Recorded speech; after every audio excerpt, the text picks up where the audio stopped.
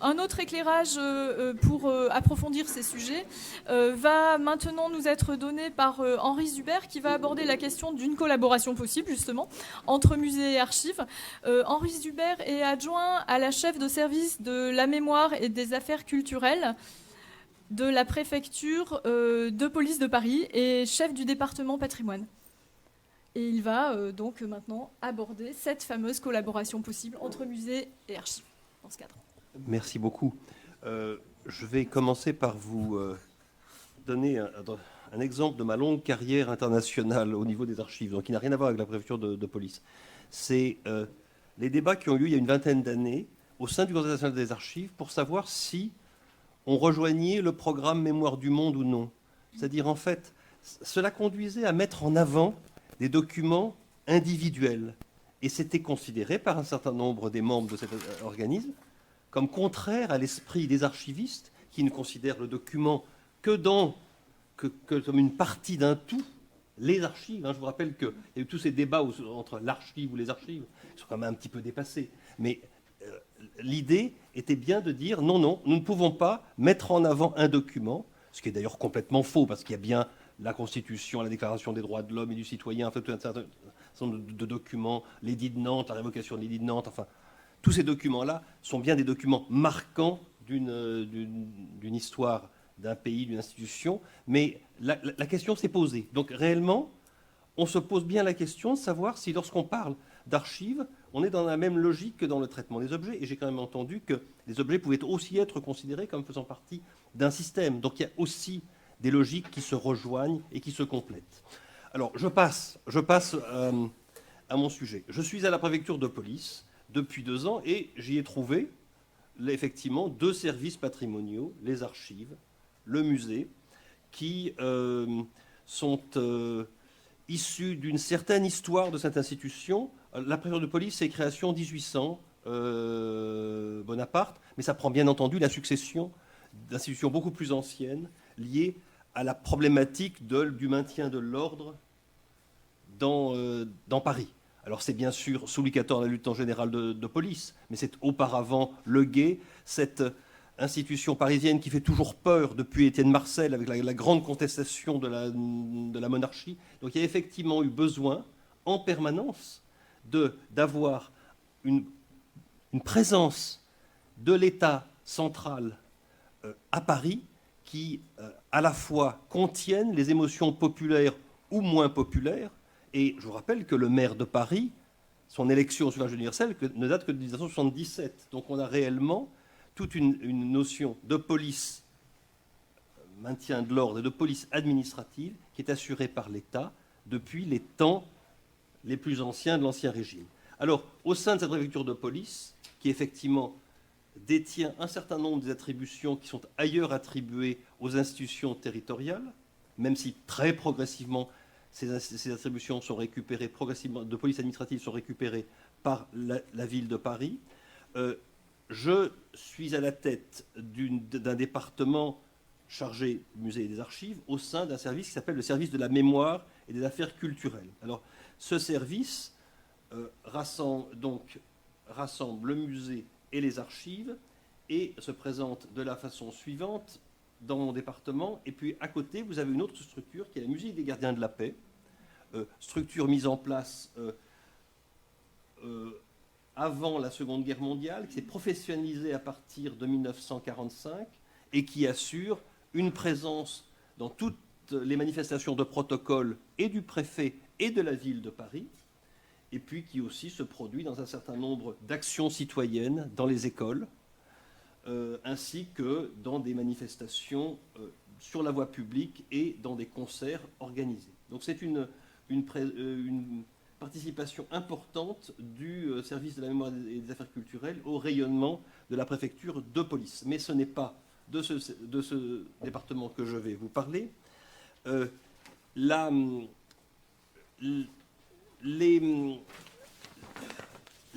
relation entre le musée de la préfecture et les archives est assez particulière.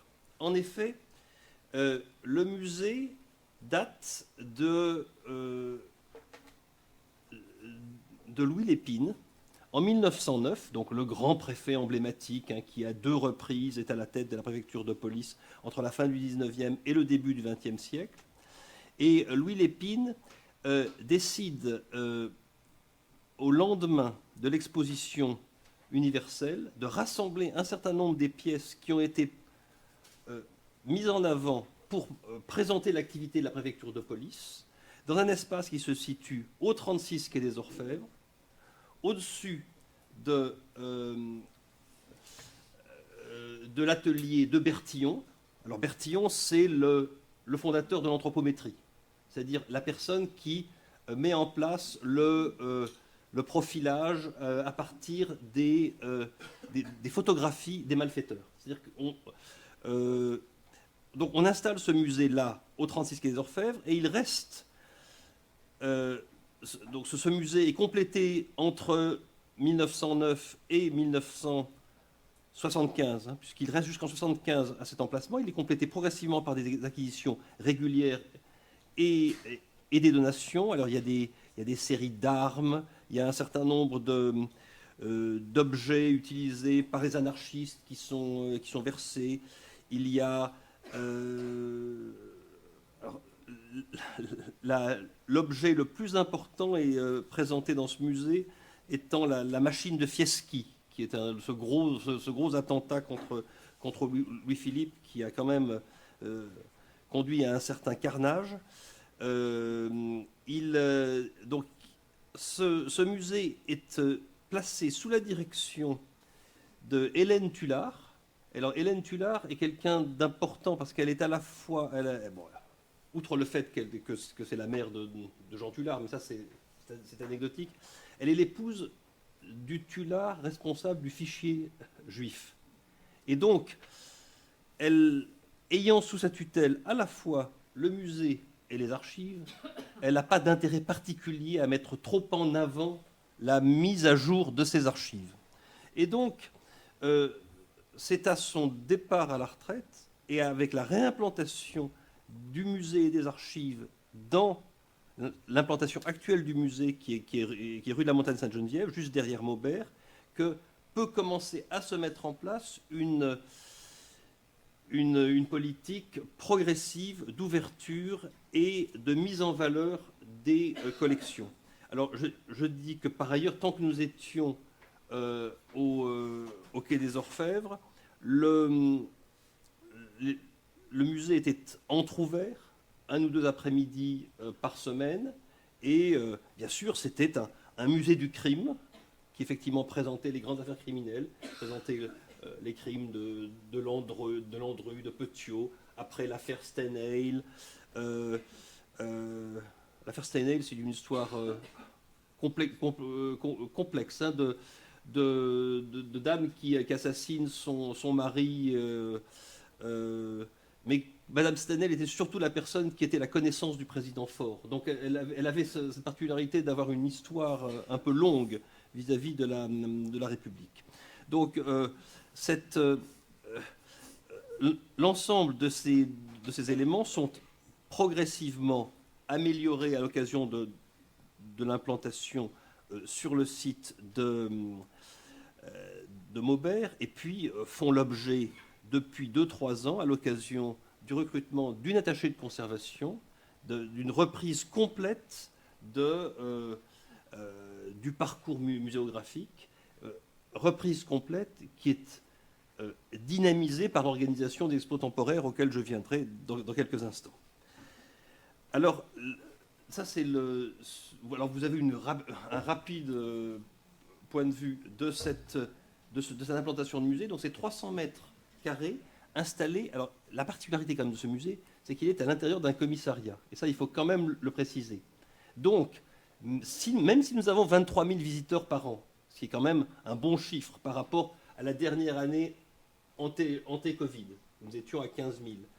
Même si effectivement cette redénomination a eu lieu, il n'empêche que ouvrir un établissement culturel au sein d'un commissariat, ça n'a rien d'évident, ça ne facilite pas l'attractivité immédiate de l'institution, et ça demande la présence en permanence d'agents qui assurent le trajet du rez-de-chaussée au 3e étage où se trouve le musée. C'est pas très simple. On arrive à s'organiser correctement pour que les choses marchent bien, mais ce n'est pas une solution, par définition, qui peut durer. Il faut trouver une autre. Donc c'est par rapport à ça que nous avons toute réflexion sur la relocalisation. Alors, ça c'est... Donc voilà, c'est ce que je vous disais. Nous organisons les visites sur inscription en principe, puisque nous devons justifier de la présence, de l'identité de toutes les personnes qui viennent au sein de l'institution. Nous avons des contraintes d'acheminement liées au lieu, mais nous avons mis en place, effectivement, dans le cadre de la redynamisation, une politique très active de visite guidée de la collection permanente, des jeux, des cluedos, des enquêtes à résoudre. Enfin, tout ça fait que nous arrivons à mettre en valeur l'ensemble des objets présentés au sein de cette collection qui proviennent de l'histoire de l'institution et d'un certain nombre de dons.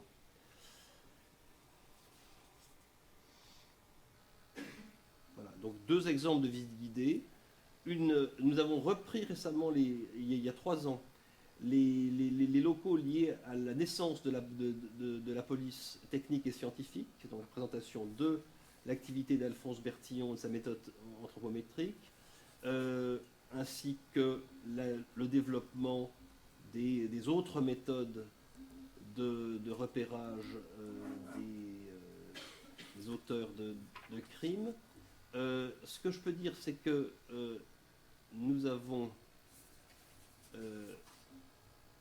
mis en place ces nouveaux espaces et nous avons récupéré, il y a 2 ans, la chaise de Bertillon, qui est un objet aussi qui était installé au 36 quai des Orfèvres, qui avait été transféré dans les locaux du dépôt à l'occasion de l'institution de l'identification judiciaire. Et donc cet objet est présenté maintenant à l'intérieur du musée.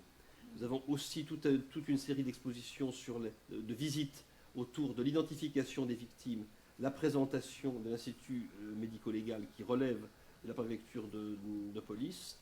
Et ces visites guidées sont en général systématiquement remplies. Donc nous avons effectivement un véritable succès par rapport à l'accueil du public. Sur les archives. Alors les archives étaient le fournisseur du musée. Donc tout l'enjeu a été de donner progressivement aux archives leur raison d'être, leur existence, depuis, je dirais, une quinzaine d'années. Alors, d'abord, comme je vous le disais, c'est une activité de soutien du musée. Les documents sont extraits des collections, pas nécessairement dans de très bonnes conditions d'identification, ce qui fait qu'à l'heure actuelle, on a tout un travail de reconstitution des fonds à partir du retour des documents qui nous sont réattribués depuis le musée. Mais cette activité peut-on dire qu'elle a complètement pris fin? Maintenant, nous sommes dans une logique de collaboration entre structure musée et structure archive. Et cela s'est fait à l'occasion de la professionnalisation, la convention d'autonomie mise en place en 2011, le recrutement de 3 conservateurs juste avant moi, et maintenant on est effectivement dans la mise en place d'une vraie politique d'archivage, qui est le préalable indispensable à l'idée que les archives, ce n'est pas que du patrimoine, ce n'est pas que des objets qui sont à l'appui de la démonstration du parcours d'un musée, mais c'est d'abord une gestion de l'information au service de l'institution. Le hasard a fait que j'ai fait la plus grande partie de ma carrière dans des structures d'archives intégrées. C'est-à-dire que si on était en mesure de mettre en place une politique patrimoniale, c'est parce qu'on avait construit la logique d'organisation des dossiers courants, et donc d'aide, d'appui à l'activité courante des services. C'est ce que nous faisons, et c'est la mise en place d'une structure contrôle-collecte qui existe réellement depuis 2 ans permet de stabiliser et de rendre réelle l'existence de la fonction archive au sein de la préfecture de police et de renverser, par certains côtés, le paradigme de ce qu'est un service d'archives pour qu'il soit, bien entendu, en fin de chaîne, destiné à une ouverture au grand public, mais c'est d'abord un service de traitement des dossiers et d'accès à l'information à des fins administratives. Ces archives représentent 10 km linéaires. Elles présentent 10 km linéaires au Pré Saint-Gervais, où elles sont installées depuis 2013. Nous avons une annexe de 10 km linéaires qui se trouve à Créteil, et nous pensons qu'il y a une réserve de versement à l'intérieur des bureaux de la préfecture de police qui est encore de 5 à 6 km. Ce qui pose d'ailleurs la question de la localisation de notre service d'archives. Comment mettons les archives définitives que nous finissons par recevoir en versement à la disposition du public dans des conditions correctes. Donc ces 10 km de documents, d'images, d'ouvrages imprimés sont accessibles dans une salle de lecture qui n'est présente qu'au Pré Saint-Gervais, qui ne dispose pas d'un site internet, parce que là aussi on est dans les contraintes d'ouverture de la préfecture de police. J'ai dû expliquer au service de communication qu'il y avait quand même un code du patrimoine et que ce n'était pas à eux de décider si tel ou tel journaliste avait accès à tel ou tel document. Donc tout ça fait partie d'une grande opération de pédagogie qui se met en place. Très honnêtement, la convention d'autonomie, elle ne s'explique que parce que le préfet de police n'a jamais voulu verser ses archives aux archives nationales. Il n'y avait aucune raison à l'origine, mais j'ai un dossier entier des relations avec les archives de France où il est très clair que l'extrême sensibilité des documents interdit toute possibilité de versement aux archives nationales. Ce qui est bien sûr une invention. Mais ça... voilà. Donc, alors, ces archives se présentent selon un cadre de classement, bien sûr avec une série W à partir, enfin une série en continu à partir de 2010. Et ces archives couvrent l'ensemble, enfin le Paris d'avant la division de la région parisienne en départements multiples. C'est-à-dire c'est véritablement le 92, le 93 et 94 sont couverts par les fonds anciens de la préfecture de police. Nous sommes en train, à l'heure actuelle, de terminer un état des fonds qui nous permettra, je pense, d'argumenter au moins la mise en ligne sur France Archives.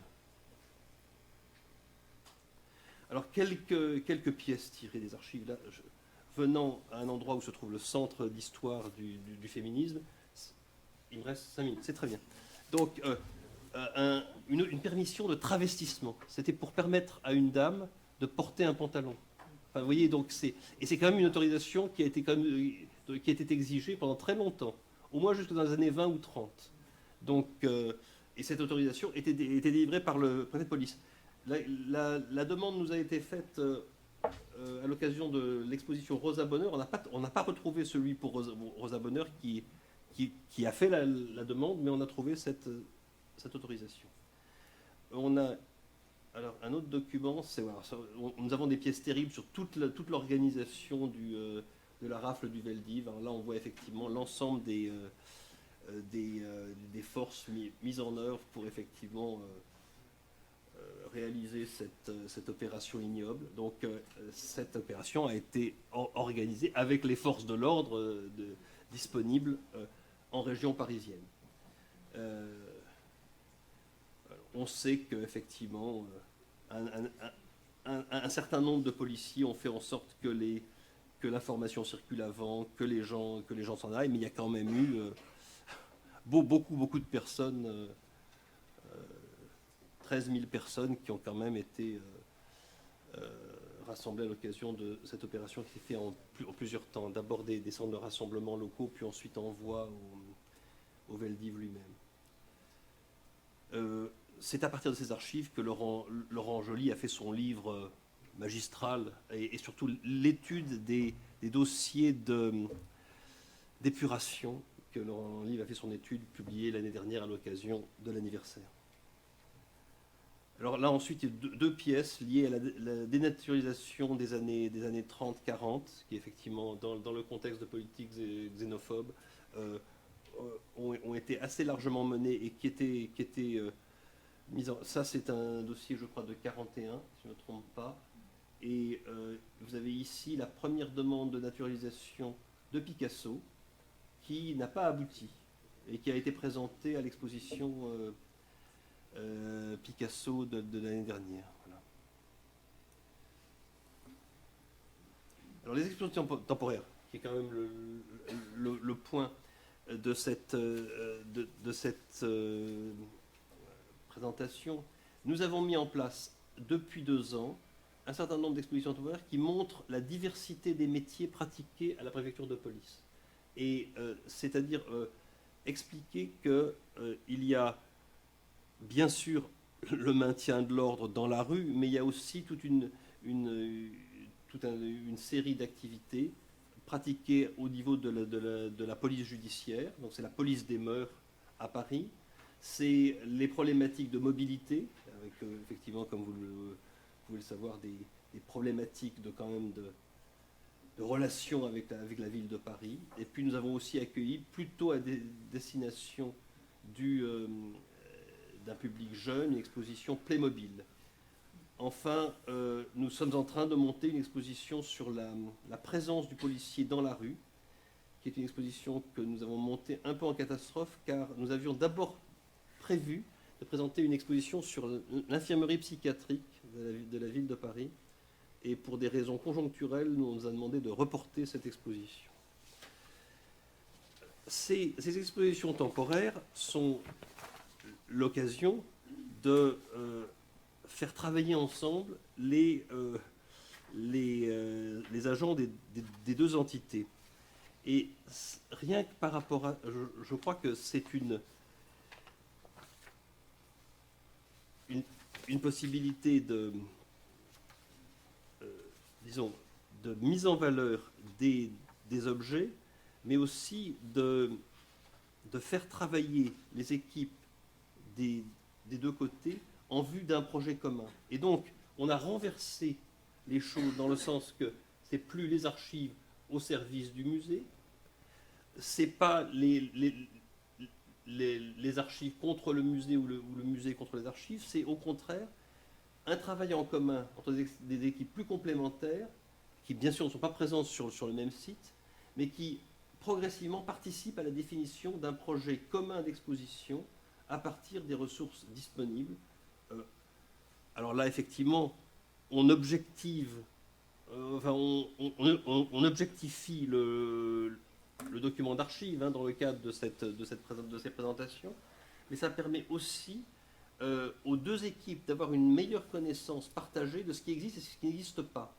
Et moi, c'est toujours la difficulté d'un sujet de recherche ou d'un sujet d'exposition pensé a priori. Je pense qu'on ne peut faire une bonne exposition qu'à partir du moment où on dispose des ressources pour le faire. Or, c'était un peu une tendance générale des gens du musée. On a un sujet et donc on va arriver à le traiter.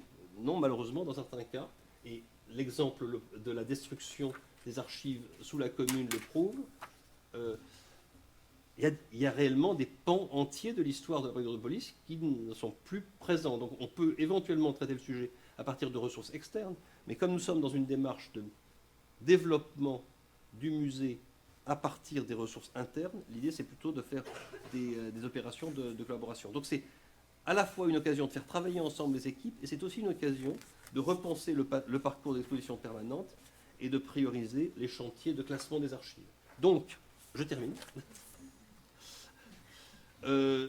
Les grands objectifs de l'année 21-23 ont été autour de cette logique de redéfinition de ce qu'est le musée et de ce que vont être les objets présentés dans l'exposition permanente, de participer bien sûr au rayonnement de la préfecture de police, de participer à l'avancement du dossier musée autour du projet scientifique, culturel et éducatif, d'obtenir l'appellation Musée de France et de réfléchir à une relocalisation de ce musée qui, de toute évidence, ne peut pas rester au même endroit. Pour les archives, c'est effectivement la poursuite de la politique de contrôle et de passage à une prise en compte de l'archivage électronique par la préfecture de police, une réévaluation massive des fonds parce qu'on nous a versé beaucoup de choses qui réellement n'ont aucune raison d'être, et puis parvenir à une description fiable de l'ensemble des fonds conservés en vue de leur mise à disposition de l'ensemble du public. Voilà donc un peu le projet auquel je suis confronté, que je lance avec mes équipes, des équipes assez réduites, mais qui se professionnalisent progressivement. Voilà, c'est ce que je peux vous dire de la politique mise en place à la préfecture de police. C'est une institution un peu à part, mais enfin, tout à fait dire unique dans le paysage administratif français. Mais je vous recommande de venir voir ce musée dans le centre de Paris, dans le 5e arrondissement, car vous y trouverez des choses assez étonnantes. Merci beaucoup pour cette allocution remarquable.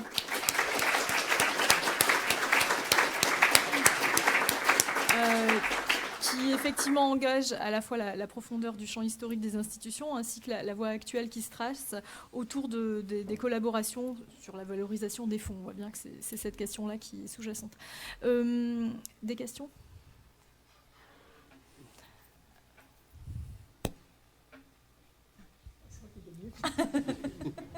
Vous étiez à parfaite égalité de synchro. Voilà, donc bravo Bénédicte. Mais Magali, à mon avis, voilà, aura le temps de poser sa question. Ouais, j'ai une question justement sur cette dernière diapo et autour de la question du PSCE, donc du projet scientifique, culturel et éducatif.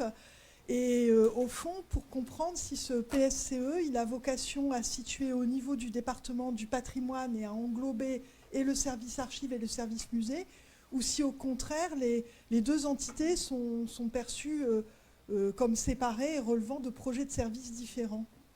Non, alors c'est le même projet de service. En revanche, ce PSCE, il est réalisé au niveau du musée dans l'objectif d'obtenir l'appellation Musée de France. Mais le projet de service et la feuille de route, il est quand même bien défini par rapport à l'ensemble du département patrimoine.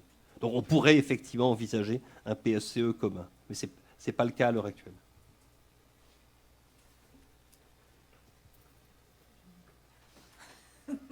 Si j'allais le prendre personnellement. Pas du tout. Non, je plaisante. Merci pour votre présentation. J'aurais une question sur les aspects de collecte. Vous évoquiez la réorientation du service d'archives vers des activités de records management. Et je me demandais quelle était la place des objets dans ce contexte de traces, de preuves. Concrètement, comment est-ce qu'il y a actuellement une procédure, un faisceau de décision qui fait qu'un objet collecté ira côté archive ou côté musée. Comment fait-on la collecte aujourd'hui compte tenu de ce rapprochement entre les deux entités ? Alors, on a tellement de choses à rattraper pour l'instant qu'on n'a pas encore formalisé effectivement le traitement de ces objets trouvés à l'occasion d'opérations de contrôle et de collecte. Mais il est clair que l'idée, c'est d'instituer une forme de dépôt légal qui conduirait l'objet, les objets identifiés à bien sûr garder une présence dans le bordereau de versement, mais à être dirigés vers le musée. Voilà. Donc, tous les objets. C'est ça qui fera partie de la note de gouvernance que nous devrons sortir cette année. D'accord, merci. Bonjour, je suis ici. Tout à l'heure, vous avez parlé de la sensibilité des archives. Et je voulais savoir si dans votre service, vous êtes concerné par la loi PATR et si vous arrivez à appliquer cette loi. Alors, il se trouve que j'ai été très proximité avec la loi Pâtre. Vous savez que j'étais au service historique de la Défense, et donc j'ai vécu en direct l'IGI 1300, l'ordre qui nous a été donné de déclassifier du jour au lendemain des documents remontant jusqu'à la Seconde Guerre mondiale. Et donc la fermeture du jour au lendemain de fonds qui étaient visibles par les chercheurs depuis des années. Donc la grande particularité, et ça m'a beaucoup étonné, mais c'est comme ça, de la préfecture de police, c'est qu'il n'y a quasiment aucun document classifié. Donc en fait, les quelques documents que nous avons à déclassifier, nous le faisons remonter aux fonctionnaires de défense auprès du cabinet du préfet, avec un avis, et puis en général, nous sommes suivis. Donc c'est vraiment à la marge. C'est vraiment à la marge. Ah, vous avez tamponné. Oui, d'accord. Très bien. Bon, c'était en termes à la fois de logique professionnelle et de moyens mis en œuvre. Voilà. Mais je vais pas écrire mes mémoires tout de suite. Mais comment ? C'est toujours l'anarchie. Je vois, on ne sait pas trop comment. Ouais, ça c'est. Mais il y a quand même eu un avis donné. Enfin, je veux dire un avis du Conseil d'État qui a quand même remis à la disposition des chercheurs la quasi-totalité des dossiers. Enfin, quand même, soyons honnêtes. Hein. Mais c'est vrai que ça a créé au sein du Code du patrimoine des catégories qui montrent d'ailleurs de la part de l'administration une ignorance complète du fonctionnement des archives. Donc, parce que le seul risque de tout ça, c'est qu'on ne nous verse plus les documents. Et à partir du moment où on ne nous verse plus les documents, c'est-à-dire qu'ils sont détruits en amont, on est dans l'illégalité par rapport au Code du patrimoine. Mais qui va le prouver ? Et puis, serions-nous même suivis par un juge par rapport à une destruction illégale d'archives ? J'aimerais en être sûr. Voilà.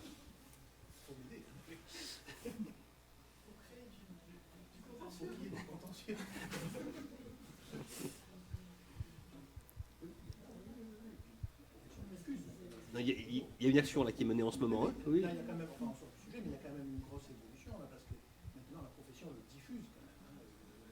L'AF demande. C'est vrai, c'est vrai. Quand il y a quelques temps en arrière, on disait bon, on va pas parce que enfin, là, il y a un changement quand même. C'est bien, c'est bien, c'est bien. Parce que ce qu'on disait il y a quelques mois, je me souviens, lors d'une table ronde à la contemporaine, c'est que le contentieux issu des chercheurs était quasi inexistant. Donc les chercheurs se plaignent, mais de là aller en justice... Ça demande quand même une grosse mobilisation, hein. Il faut savoir donc, la mobilisation qui a eu lieu à l'occasion quand même de cette circulaire a été massive, bien construite, enfin vraiment... vous en étiez parti donc.